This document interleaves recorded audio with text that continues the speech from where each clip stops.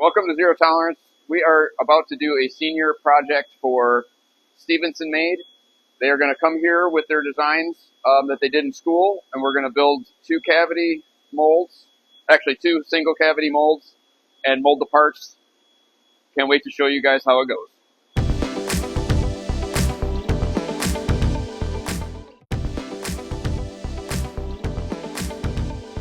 Probably aware how much power that is.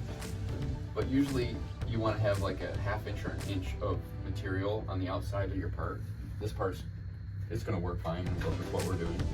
We don't have a lot of pressure, but I see.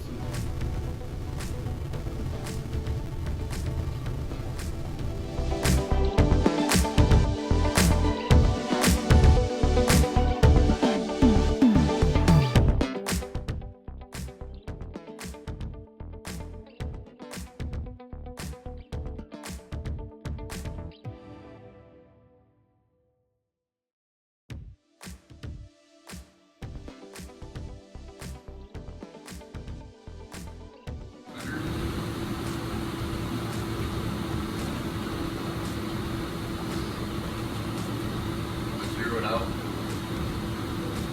I'm going to use this indicator.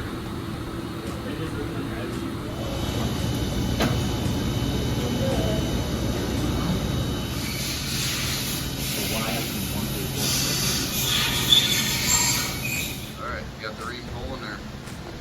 It's looking good.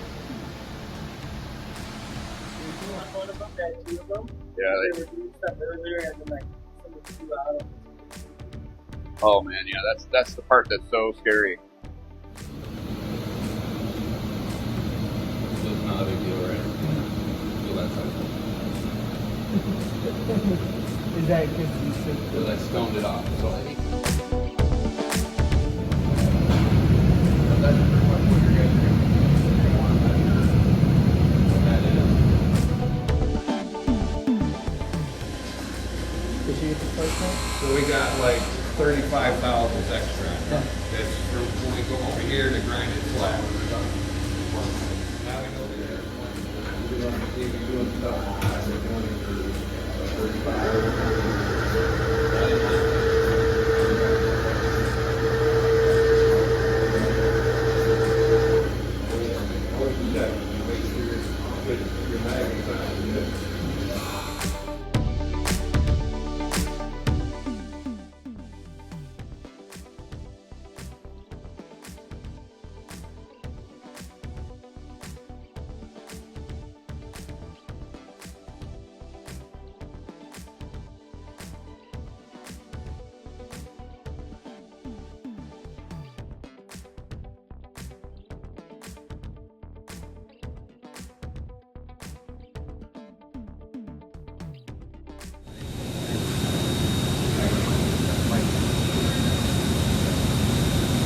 Checked up. I'm going to check the C height. Here, I'm going to stay right here for right now. I'm going to double check the C height. I'll bring the program over here.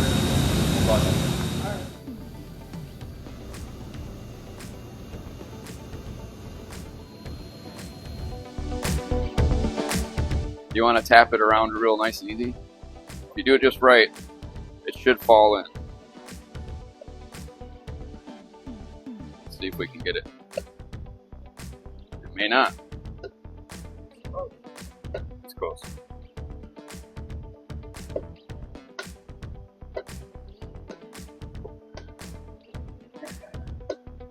It's like you want to hit it just right.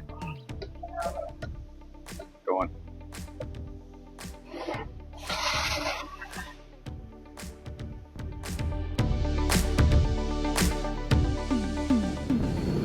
So this will prove out that our ejector plate is right, it's lined up, and that it should function. So let's get these to come through. Good job. Looks like it lines up. That's it. This should work. You need to undo each pin individually, and then you'll see how they go. You gotta line up almost perfect, how tight that. Yeah. I'll get one in, and then you can see. You don't want to jam it because you'll roll an edge. So get a feel for it and then wiggle it, and you can almost twist it. I'm stuck.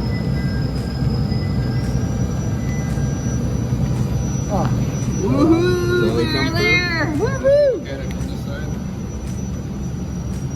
You did it, guys! 2 molds. One day! 2 molds one day! See, I'm curious why you picked this part that you designed. So I'm a pretty big golfer, and me and you were going to partner up from the very beginning. And we had a few other ideas for our Capstone project, what we wanted to do. But we were approached by you guys and decided it would be a good fit. And I just thought something that we could use for golf that's small, you can make a lot of, that people would love to get handouts of. So that's how we got on this part. We're here with the second group of Stevenson MADE, and they are just finished with their molds. And I am wanting to ask them what they thought was the coolest thing that they saw through this process. You guys designed it in your classroom, used the new software, and now you came here and got this to this point. I'll start with you. What do you think was the coolest thing that you got to see doing it from start to finish? Watching 2 pieces of metal turn into something was pretty cool. All right, we're here with the Stevenson MADE students that just got done with their mold. I just got a couple questions for them. Starting off, they were basically designing a part. We're going to build a mold. They've never done this before. I just kind of curious, what did you guys think was the coolest part of this process? I'll have you go first. What would you have to say? I think the coolest part was actually seeing it getting milled and everything, but I think the coolest part is yet to come with actually seeing the part finished. What about you? Yeah, I'm going to follow off of what Luke said. Actually seeing these blocks here, now that they're CNC milled and everything, it's really, really cool. But my favorite part was actually learning a new CAD software and learning how to kind of make a plastic injection mold like this. Yeah, I'm hoping that you guys can see, like, when you look at other parts in plastic all over the world in your normal day-to-day, that you'll see stuff that you're like, oh my gosh, there's an ejector pin or there's a gate, and you'll know how it's made. So that part of it is eye-opening, because you'll look at a plastic fork from Taco Bell and you're like, oh, I know how this is made. So it's really cool. I'm glad you guys got involved, and you did a great job. So thank you.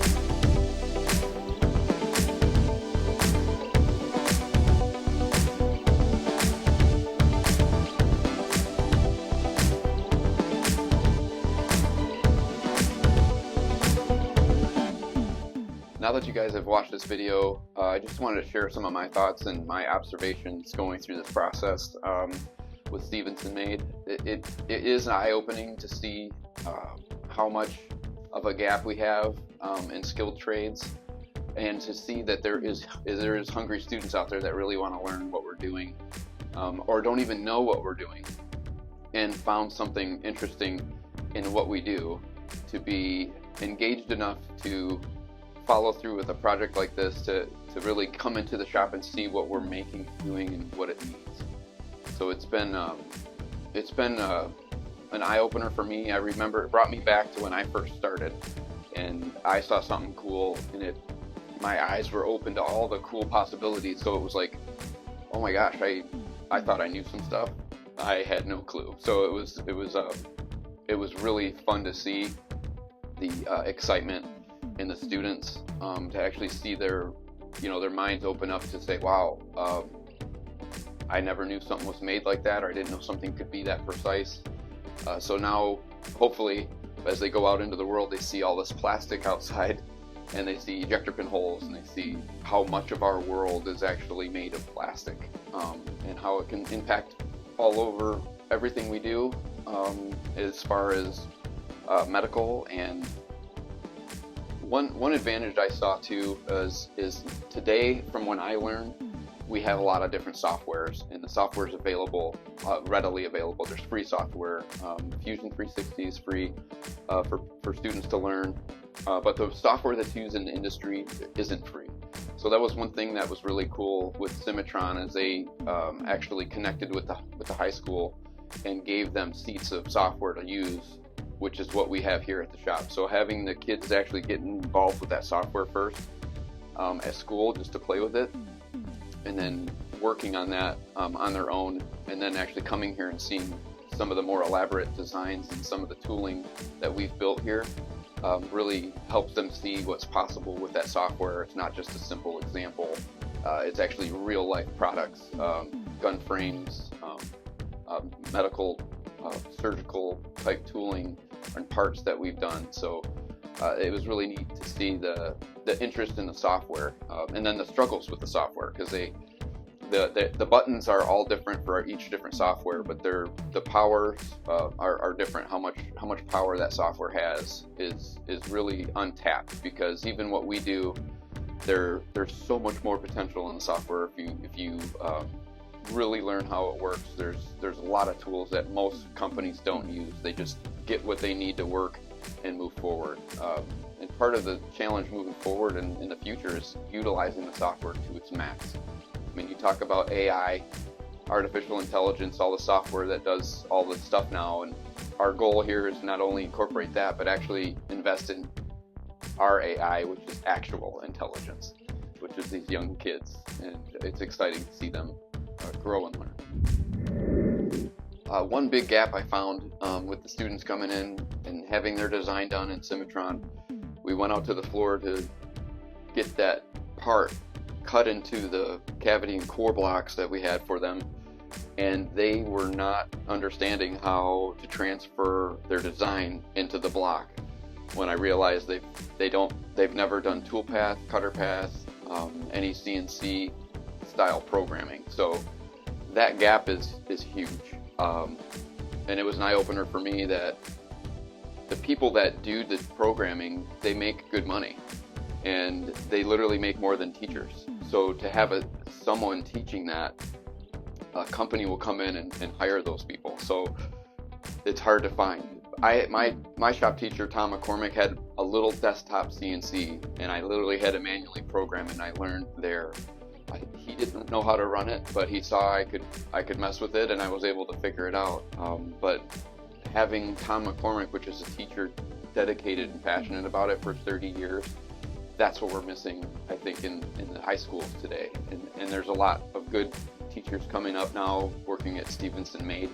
So it's awesome to see that happening, and we're hoping to continue the program, use this as a teaching tool as much as we can to get the industry I feel has been the most outsourced industry of mold making in the last 20 years, because of how expensive it is, how wages are high for good mold makers in this country, and they've tried to cut costs on everything. All the automotive companies all trying to cut costs, and that was where they figured out they could do it the best. And in my opinion, it's hurt our country, and we need to get back to be able to do that work here efficiently, especially with technology and the CNC equipment, and utilizing the software as much as possible. We can bring a lot of that work back here. If not bring a lot of it back, we can bring the important instrumental parts of it back for medical, for essentials, for all those things that we don't want to just be dependent on other countries for. So Tom McCormick was a huge instrumental part of it, and he helped over, I think, 20 plus of his old students in that period start their own companies. My first boss was his first student. It's a big long story, and I'll share that story later. But a shop teacher that's dedicated to the students and seeing them succeed is everything.